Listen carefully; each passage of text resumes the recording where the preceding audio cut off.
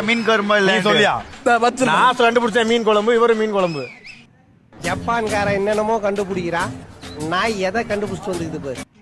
ரொம்ப நறுப்பு இல்லாம கொடுப்பா எப்பா ஊதிதா.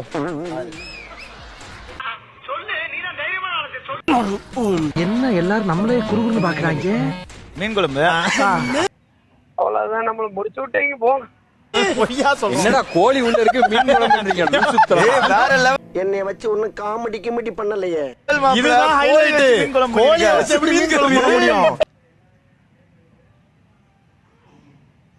You are such a legend. That's why you got the title in Bigg Boss, bro. டேய் இவன் வேற என்னை ரொம்ப டார்ச்சர் பண்றான். இது மீன் குழம்பா? நீங்க கூட இருந்து பார்த்தவர். இப்ப நான் என்ன உங்களை சொல்றது? எப்படி இருக்கு?